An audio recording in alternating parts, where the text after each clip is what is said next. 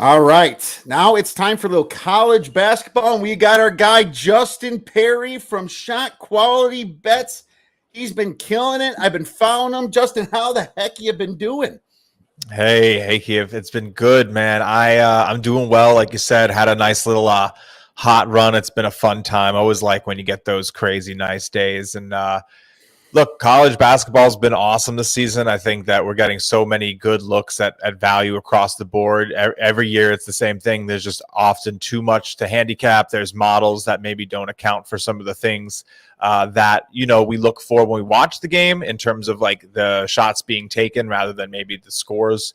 And, if you learn to navigate around just that, that final score, that recency bias, you can really start to find some value pockets. And, it's definitely been some positive returns for me using those types of strategies the last couple of weeks.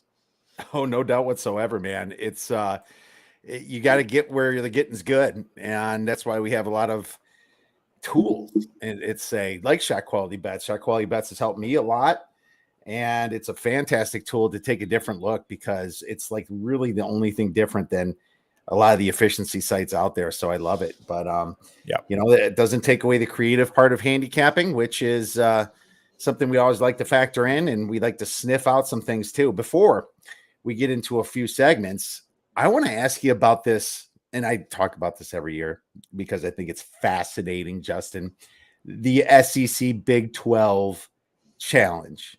What do you think about it being towards the end of January here? And I suppose you approach it a certain way. Yeah, I mean, it's a crazy slate. I mean, to have these teams just lining up against each other, it's a great test, honestly. It's a really good test for March when you start, having different styles of play match up. I mean, maybe you could say that the way that the SEC and the way the Big 12 play are honestly similar enough that you could maybe not have to do so much recalculating, but I don't know. These teams definitely are I'm some of the best in the country. I mean, we're getting some really awesome matchups, some clashes of styles. I think home court's going to matter a lot. These are big name teams coming into everyone's building. So, there's going to be a lot of excitement around it. Arkansas is going to be at Baylor. Texas is going to be at Tennessee. I mean, these are some of the marquee matchups of Saturday. Florida, Kansas State should be a great one to see how those teams match up. And then, of course, the Blue Bloods, Kentucky and Kansas are playing. A lot of eyes will be on that one for the 8 p.m. slot, the prime time slot. But I think what you can maybe get out of it is maybe some of the lower grade matchups might have a little bit more value. There's going to be a lot of bets on Kansas, Kentucky. That's probably one that I'm just going to default and not even try to figure out. But gut feel says take these Big 12 teams. Some of the SEC teams are probably ready. The Tennessees playing the Texas, I feel like is probably one where I definitely wouldn't be shocked to see Tennessee come out as the favorite there. Oh, they were going to be the favorite. I did pick two of those games, so. I love this weekend. And why I like it is because from a sports betting aspect, there's some creative handicapping that you can do. To be honest with you, this is a massive distraction for people trying to win their conference. The good teams coming in, the ones with 2 or 3 losses, right? And it's like, oh, now I have to play an SEC. Now I have to play a Big 12 team. It's a massive distraction, and it's not where their mind is on. Their mind is on a different goal. So it's almost like a letdown in a way. They have to do it. On the others, and I've seen this happen every single year. Those big teams sometimes are losing or not covering, at least against the worst team in the other conference. On the other side of things, when you're a bubble team and you see this big name, you're not winning. You're not winning your conference. It's a big chance psychologically for you to stand up and do something. There's a couple good spots this weekend. I'm very excited to get into it. I think Missouri is versus Iowa State's one of those. Missouri at home, Iowa State trying to win the Big 12. That's possible. There's just some really good spots here, and I did pick a couple of these games to talk about. So it's fascinating to me from a creative side, and just now from a fan side, I think it's annoying. I don't know why they would do that. It's like, this is conference play now. I have to deal with this, but I guess it's also exciting to some basketball fans as well. Yeah, no, I mean it's definitely when you're thinking about these teams and their goals, it might feel like it's getting in the way of the teams like excuse me, of the Iowa States, the Kansas States, the Kansases, who have to play pretty good teams here. Like, and I'm excited to break some of them down. I mean, another good spot probably is this, maybe the bottom. The Texas Tech LSU matchup is very interesting. Both those teams have a lot to prove. Could see that one really coming down to it. But the Big 12 is expected to win all but three. Only Tennessee, Kentucky, and Alabama are expected to carry the torch for the SEC. And that makes some sense. I mean, Tennessee is probably one of the best Tennessee teams we've seen in a long time. They have, they're number 2 in most analytics sites, the best defense, I think, on Ken Palm and in maybe ever, some of the metrics. And that has, there's a lot of factors that go into that. But they still are one of the best defenses that we've seen recently. So not shocked to see them favored at home to beat Texas. And then, Kansas, Kentucky's expected to win that. It's just the home court bias. So I don't know. We'll see. We should get into a couple of them. There's definitely some good spots. Oklahoma State, Mississippi is an interesting one. People aren't going to be looking at some of these games. It's really clear which ones people are going to be watching, right? Oh, it is clear. It is totally clear. It's going to be. You definitely want to maybe steer clear of Texas, Tennessee, and Kansas, Kentucky. Like, those are just going to be hard games to win bets on. But you could see Alabama bounce back. I mean, they just had a really they scraped out a win against Mississippi State last night, which, again, Mississippi State pretty getting way too many points there. I think it was 13.5. But anyway, no, I think Alabama might be in a good spot to bounce back. But I don't know, whichever ones you want to talk about, we should definitely break them down. Yeah, I mean, Alabama did win. They don't care if they covered. So, I mean, bounce back they don't. From an ATS perspective, this is one of those for me where it would be Oklahoma or none. But let's get into that after we get into this segment, because this segment I love. And it's buy low, sell high. And what's great about it, well, first of all, what's great about Shot Quality Bets is it kind of does it for you. I'm going to share my screen here. If you look at record luck, this is a great stat to look at, because Shot Quality Bets computes each game and says, by the way the game flowed, this is what should have happened. Maybe they're just cold a little bit too often compared to what their real strengths are. And a lot of these teams could be buy-in teams.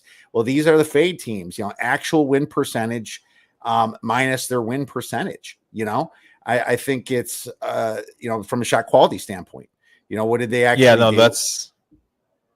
Go ahead. It's really an interesting statistic. So it really takes the aggregate percent of the shot quality win percentages.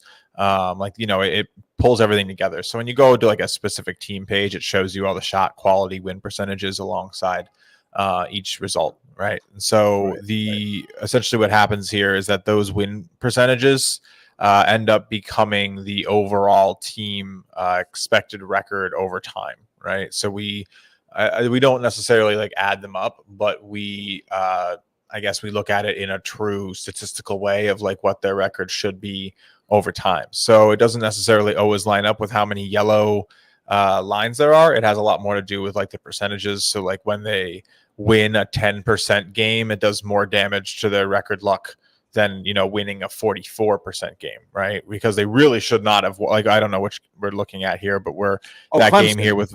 Yeah, for Clemson with Virginia Tech, right? So they won that game that they were expected to lose against Virginia Tech on January 4th by a bunch of points in the shot quality score. So getting that win is much more damaging to your record luck than getting a win where shot quality projected it to be close. So exactly, yeah. So it's really interesting. And then record luck though is one way I think that I personally look at it as a statistic of which teams should be better or worse on record. But I think the way that I really prefer to try to find the value, honestly, is by comparing the implied rankings, or not so implied if you know who's setting the lines these days, but the implied rankings of teams based on the spreads that we get. So it's not very much of a secret. You go to kenpalm.com, you go look up some of these matchups. That's usually the opener, right? Right. They're setting the opening lines, and then the market adjusts. So you want to get ahead of that market adjustment. It's basically, and I joke about it, like I just want to make a show called "Are You Smarter Than a Ken Palm?" or like, you know, because it's really just that's the game we play, right? Can you find the places where that model is not necessarily perfect? And now the reason why it's so successful is that it is very, very close a lot of the time. It is a little scary, right? Like we see these numbers, the closing lines, the games finish at them all the time. But the times that it doesn't, we want to try to figure that out. And so what I use is the disparity between shot qualities rankings and those types of implied rankings for the lines to try to see, okay, where can shot quality say a team's actually playing better than their efficiency indicates, and where is a team playing worse than their efficiency indicates, and where can we then, you know, say, all right, well, if we're going by efficiency, that's how this game should look. But what if we go by expected play? What if we judge them by the shot quality, not necessarily the shot result? And that's where I try to find that, and record luck combined can give you a really nice picture of who's been lucky and who's been actually earning their wins. Exactly. In this example was the record luck I showed you. I picked one of the luckiest teams in Clemson. I mean, it just shows you all these shots. And when I pick the top, it's going to be the biggest yellow L's next to the shot quality result. So basically, this team is overachieving. They've been very lucky in that way. It's not the final sauce. It always comes to the value finder from shot quality, because you're looking at the difference between what should happen in the future from the spread. But a lot of people might also be looking at Clemson's record and just think that they're a better team than they should be. And Ken Palm will rank just because they won these games based upon this result, not the shot quality result. Exactly. So that's where you can find some discrepancy here. And if you click this record luck again, it goes opposite.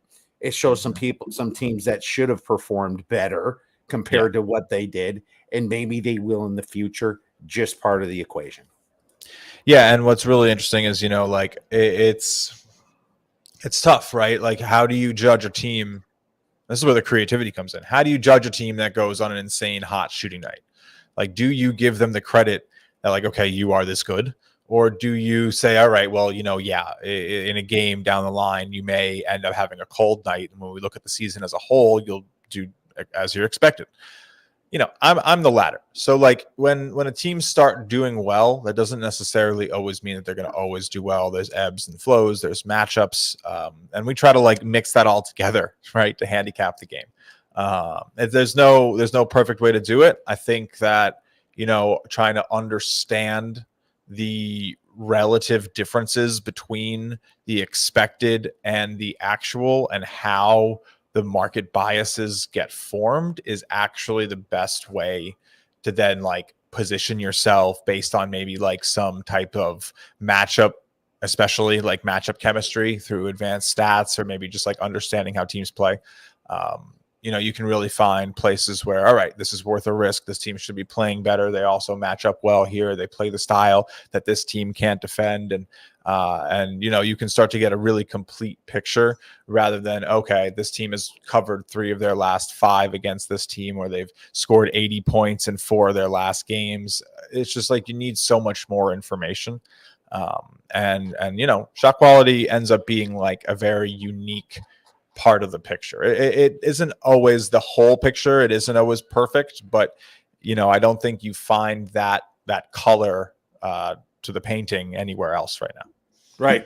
Yep. And that's one of the reasons why we love it. And it's different than what you see right now. Let's get into some of our buy low, sell high then. Yeah. And I'll go first if that's okay. I prepared an article to release as well on Friday on this, but I'm going to go with Virginia Tech for buy low first. And another creative way to figure this out is looking at some main guys that might have been missing. Well, they played a spell without their guard, Hunter Couture, and they lost a lot of those games. He's literally the blood flow of this team. You know, they got the assist man, the guy that distributes, and they look lost without him.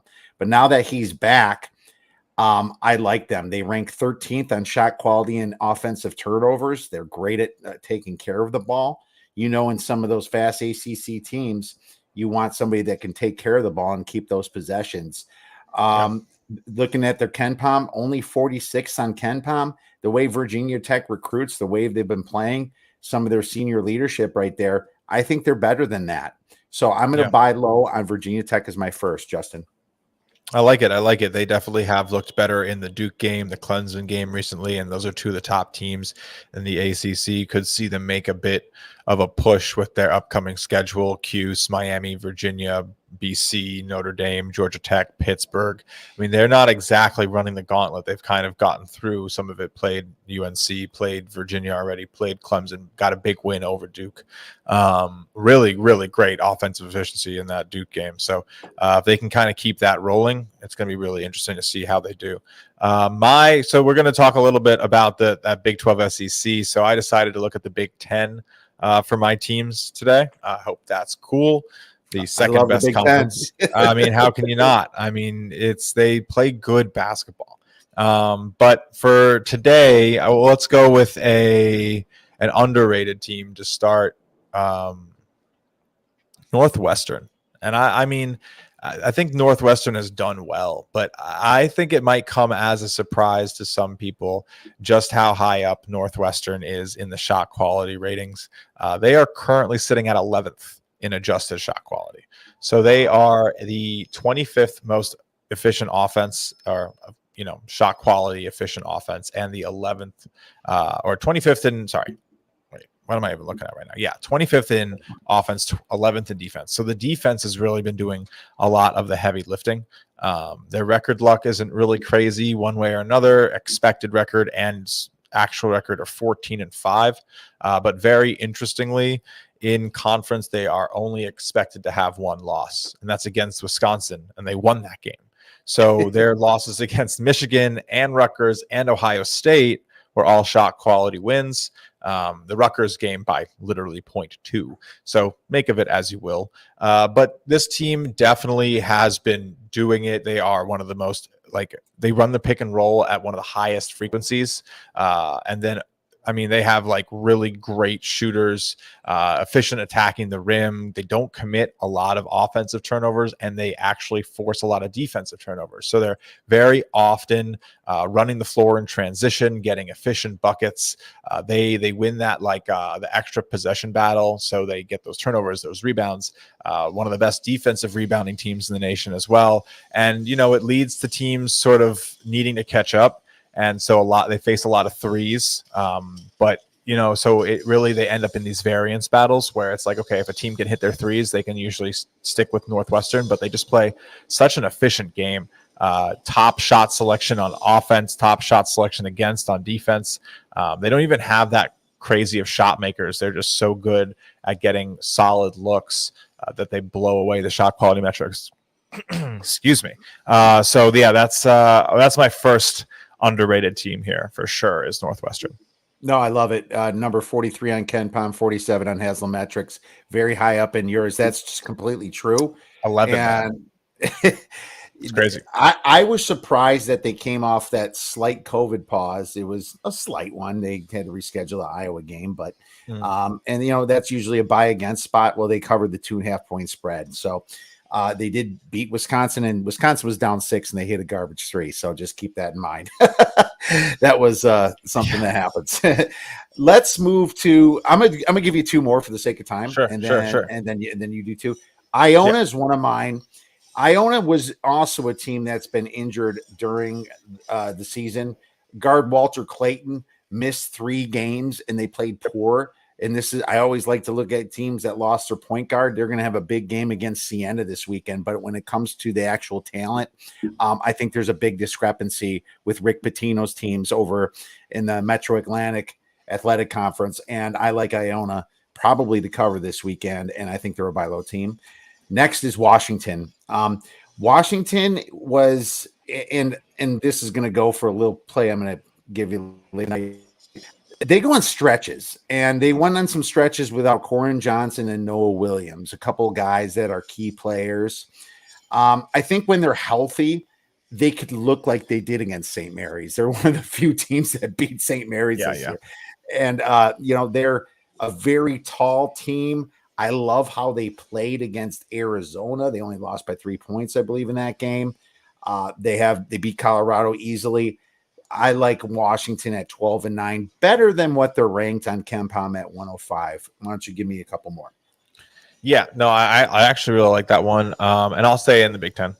So the other teams that I had for underrated, just really quick, was Iowa and Minnesota.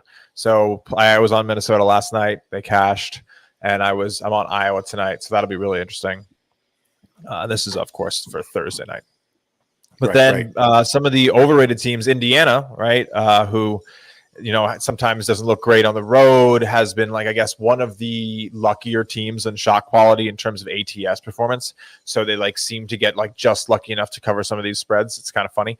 But definitely a team that I'm looking to continue betting against, especially in tougher scenarios against better opponents in the conference. They have some great players, don't get me wrong, but that doesn't always work late in the season. You need to have complete team efforts. But then really quickly, another one, Michigan State is performing one of the staunch record luck teams negatively on shot quality, and then also just the ranking. They're usually being billed out by the efficiency models right now a little bit closer to, I think 40th. If I had to, they're 40th or so. Mm-hmm. Shot quality is going to make them a lot closer to 65th. So that's just, it's a pretty big difference. You're going to get a pretty good band of teams there that you drop down between. So, Michigan State, 70th right now in shot quality and adjusted shot quality. What really is kind of alarming here is the rim and three rate. So they don't take a lot of valuable shots. 63% of their shots are at the rim or a three. That's good for 361st in the nation. Win percent 65, expected win percent 43. Not great.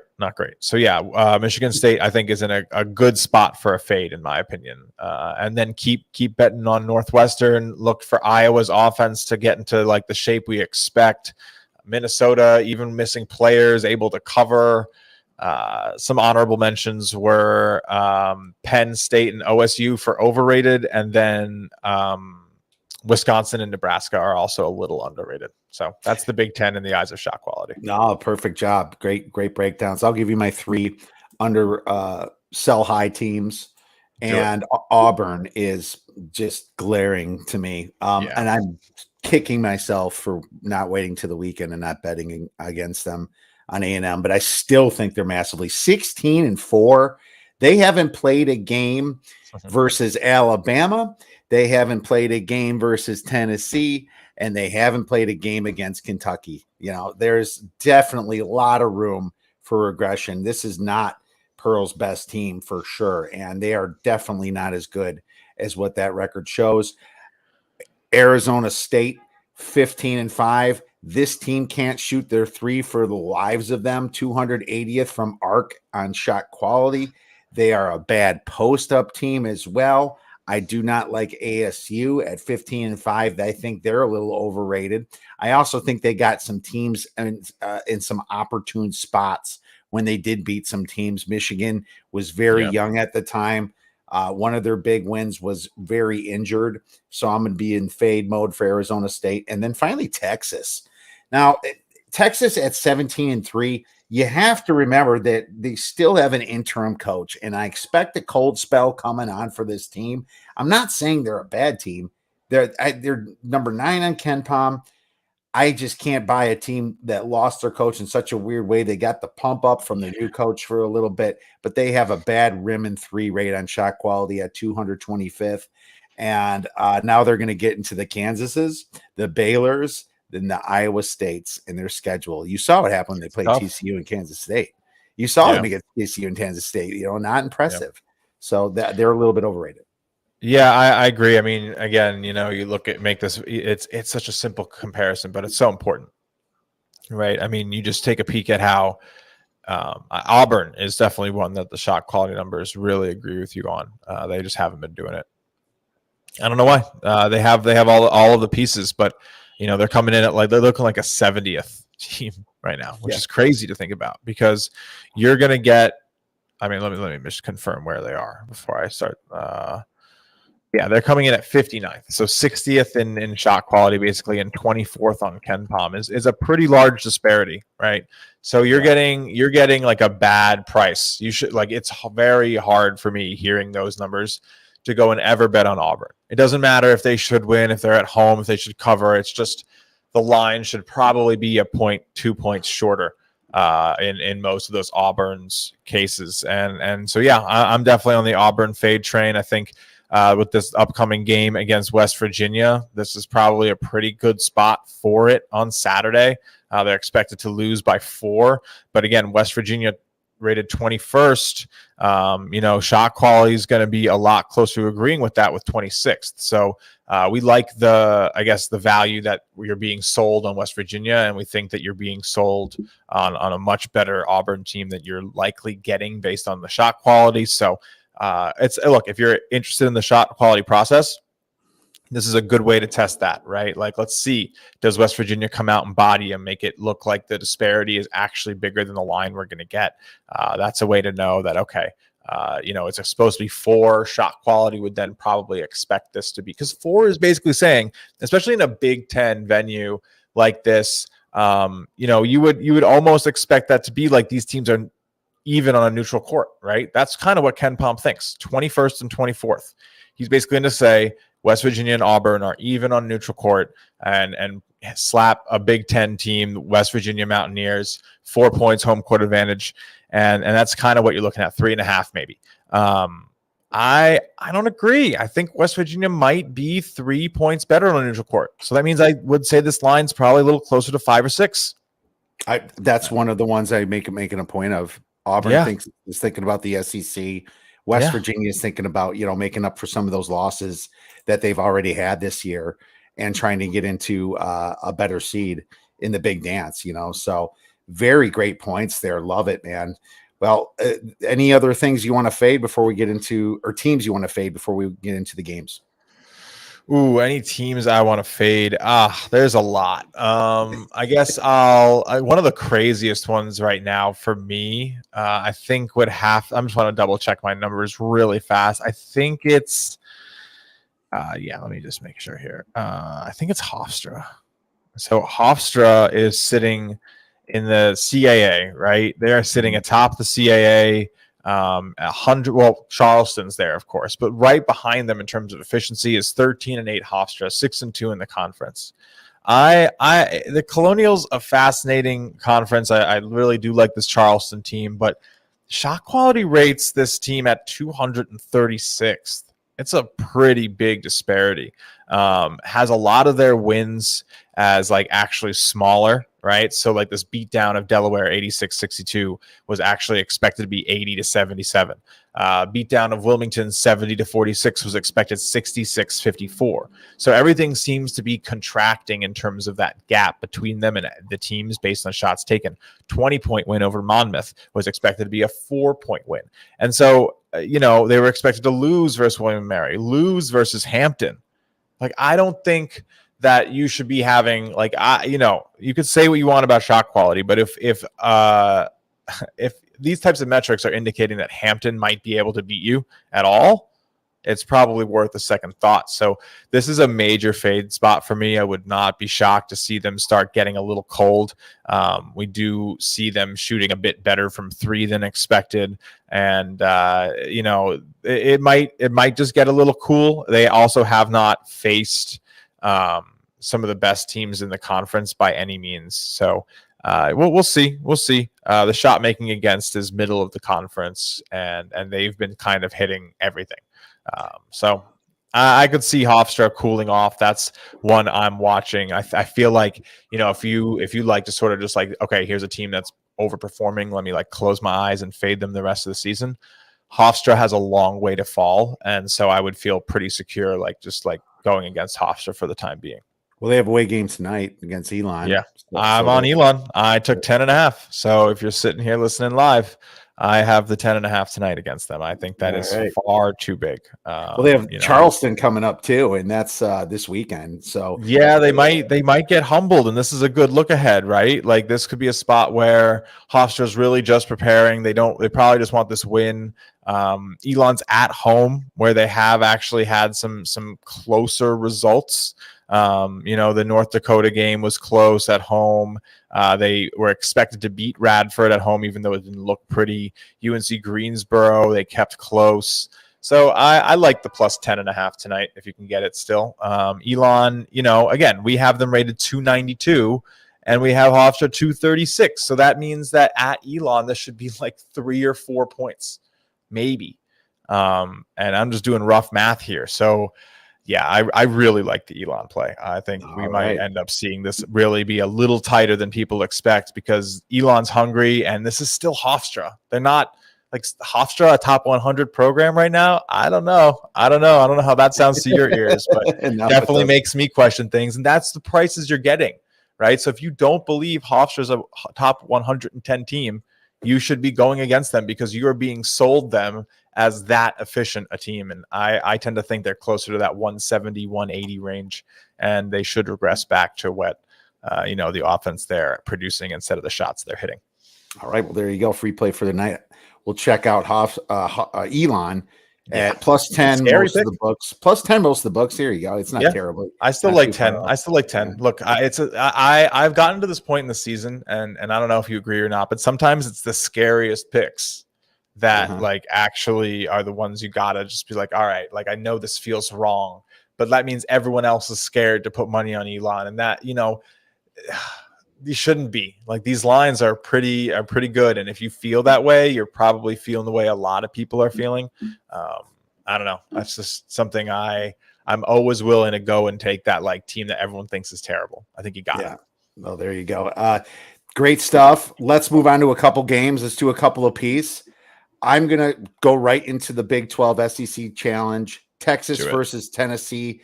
I'm saying Tennessee is going to be a 7-point favorite here. Ken Palm's around 8. I think it's going to be around 7, 6.5. There's going to be some Texas money coming in. Trust me, the total is going to be around 138. Now, I don't disagree that the side could be a little bit problematic, but I'm definitely looking at the total here. I think this is a distraction for both of these teams. I think they're both trying to do it for their conference, and it's probably a little bit annoying for them. But, these teams have shooting problems. Texas ranks 300 on shot quality at rim and 3 rate. Tennessee, 178th in that department themselves. It's kind of weird to see that stat when you're talking about Tennessee, right?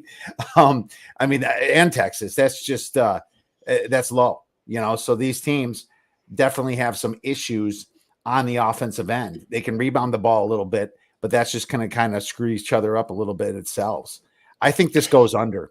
And I like the under a lot in this. If you look on the shot quality, they actually predict the score. Texas 64-63. I actually need to put Texas at home. Tennessee should be at home here. So, adjust that about 5.5, 6 points. So yeah, the shot quality is going to have Tennessee roughly 6 or 7 points ahead. I just noticed that looking at it, but either way, I'm looking at the total. That's not going to affect the total. Shot quality likes it at 127. The distraction defense will travel. I like the under, my friend. I like that too. What's that line going to come in at? Do we have an idea? According to Ken Palm, we got 136. It's going to say 136. Yes. Yeah. And I think that's that must have just adjusted because it was a little higher, but I like this all the way down to 130, 129, and you will easily get that number, especially if you get it early. Yeah. No. Shot quality definitely agrees with you there. Some other ones that'll be interesting. I can keep it in this one. Again, I would tell you right. I know you're going to talk about it. I'll wait for you to talk about West Virginia, but Baylor, Arkansas looks fascinating to me. Another really like high octane one. Baylor has been winning games again. They kind of had a rough start here. They're 5-3 in the conference now. I think they might have started 0-3. So they're going against this Arkansas team. I don't know if I'm Baylor. Again, the whole Big 12 is 6-2, 5-3, right? And then Oklahoma State, West Virginia, Oklahoma, Texas Tech, kind of out of it a little bit right now. But Baylor probably doesn't necessarily feel like 15-5 means that they're 100% getting in. They probably want this game. Arkansas, both these teams sitting like pretty good in the top 25 in terms of efficiency ratings. I don't know. I definitely tend to lean Baylor here. It's looking like this is going to open up as a 4-point Baylor line. It's probably a good line, honestly. But again, maybe a little bit of a play on the total here. Maybe not. No, this one. Yeah, I looked at shot. I looked at this, and shot quality said, and I was thinking over. Yeah. Shot quality didn't. I still lean to the over in that game, Justin. I started writing that game up for today, and I was like, you know what? I'm not quite there either. I want to see it. This TCU Miss State, actually. That's wow. TCU Mississippi State might be one of the most interesting games on the board, actually. That's fascinating. That one expected to be maybe let's see. That one's expected to be maybe a little bit faster than build. I mean, Mississippi State is one of the teams that shot quality has as like massively underrated. It's kind of tough to find a team, and Northwestern was another one, but like Mississippi State, right? Like looking like a top 50 team, shot quality says top 12. We have them in 12th, the 5th best defense in the nation by shot quality. So I'm all over Mississippi State right now. I took the points, like I said, for the 13.5 against Alabama. This team is definitely looking to build their resume. They probably don't feel like they're going to go win the SEC.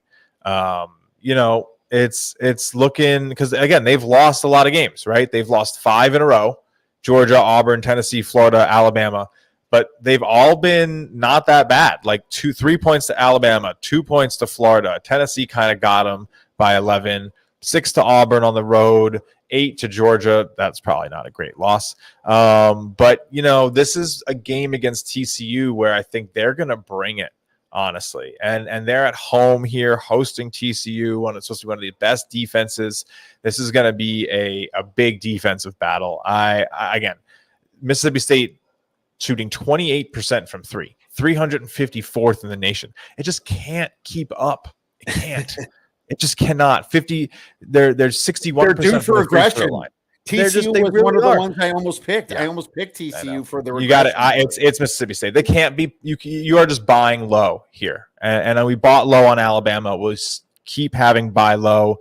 They're going to be expected to lose to TCU. I think that this Bulldogs team gets this win. TCU might be looking ahead more to the West Virginia game on Tuesday than they care for the Mississippi State game on Saturday. This is a game that Mississippi State probably feels a lot better about and cares more for. The Horned Frogs look great, right? Great win over Oklahoma, big win over Kansas, but they probably care right now about staying at 5-3 record in the Big 12 more than Mississippi State cares about their 1-7. And they're going to come out to prove something a little bit, and they're going to care about this game. So I like Mississippi State. All right. Love it, man. That is great stuff. I'm going to come in with a hard one, a big prediction. And I'm not saying that I'm not going to take the spread bigger than the money line. So just keep that in mind. But I am going on to fade Gonzaga again. Wow.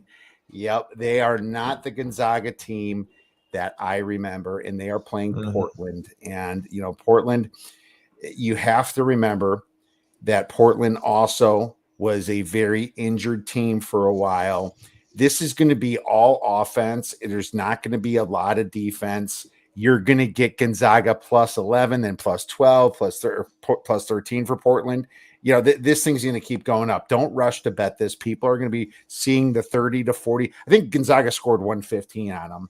Earlier this year, everything came together. But this is Portland. They're a sneaky team. I really like their coach there. And now that they have advantages all over the board, if you want to say, on the shot quality, and I'll share my screen here, you can see the shot selection's excellent compared to 243rd for defense on Gonzaga. Gonzaga's defense has not been where it's been. They're ranking in the 80s rather than the top 20 where they've been. Shot making has been great for Portland. Not so much on defense for Gonzaga. They're okay with letting you make the shots so they can go back on offense. And if they're cold, like you've seen against Santa Clara, like you've seen against Loyola Marymount, Portland's a little bit of a buy-on team. I saw that line movement for tonight against Loyola Marymount. I got to it a little too late, so I didn't take it. I'm kind of hoping they get beat bad by Loyola Marymount, and that way I could rendezvous. Oh, say it, sir. You're on. Yeah, no, I got the 6.5. I got the 6.5. So I really hope you're wrong.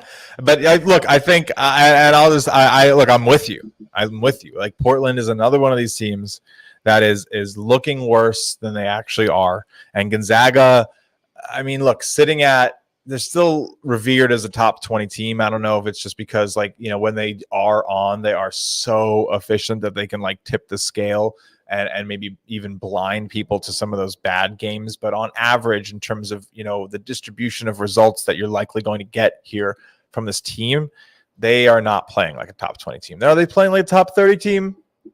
Yeah, probably. Is there a pretty big drop off though between top 30 and top 20 right now? Yeah.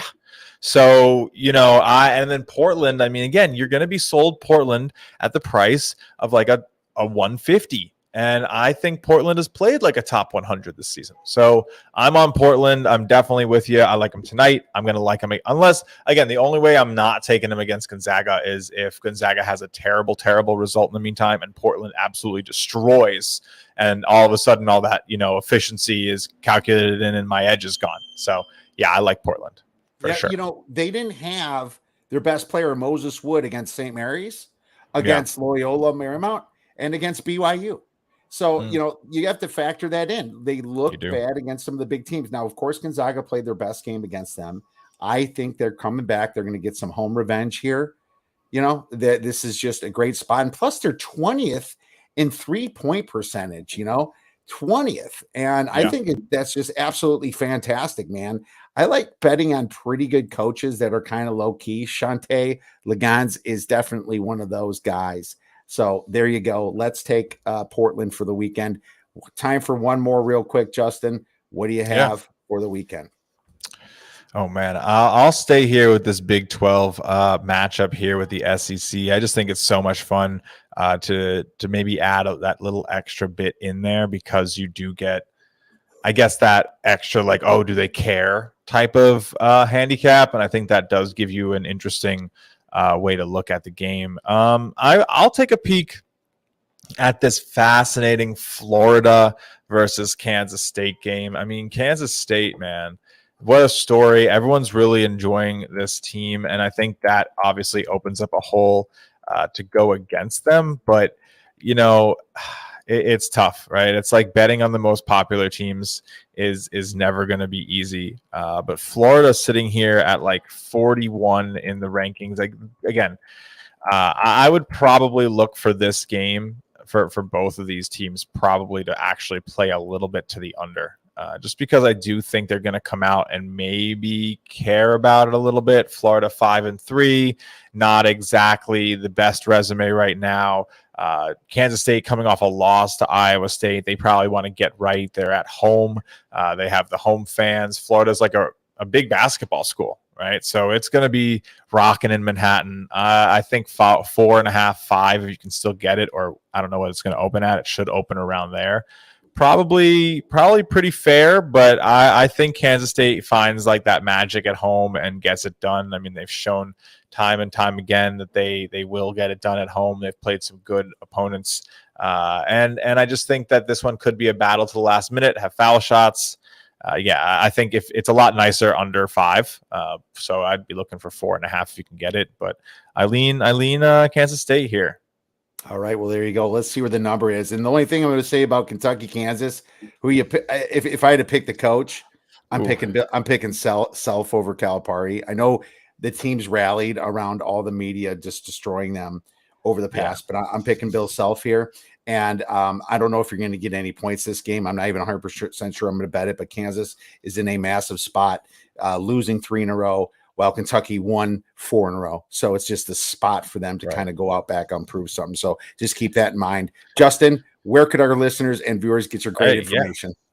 Sure, my pleasure. My pleasure. Well, first of all, thank you for having me on the show. Always a great time to come and hang out, chat a little hoops, chop it up. If you're interested in the shot quality method of sort of attacking the expected metrics instead of the the results and the what happened versus we like to call it the eye test metrics that describe the eye test. You can find it Shot Quality Bets on Twitter. It's all one word. You can go to shotqualitybets.com, take a look around the website. We offer access to our projection model that is up over 130 units this season. High volume, but definitely worth it, above a 4% ROI as well. So pretty solid resource to check your games against, see if it agrees with you, use as a tool to navigate college basketball, proven a lot of success. And then, of course, we have premium access to our data and tools. And if you're interested in that, you want to learn a little bit more about that, hit me up on Twitter. Happy to show you around what we've built. We're trying to build like the next generation of analytical tools. My handle is Justin Perri, Perri, and then the number 8. So again, thank you so much to the Odds Breakers for having me on. I can't wait to come back. Thank you, Justin, and you will be back very soon. You've been crushing it this year. Really appreciate all your insights. Always a blast talking to you, my man. Thanks, man. You too. Good to see you.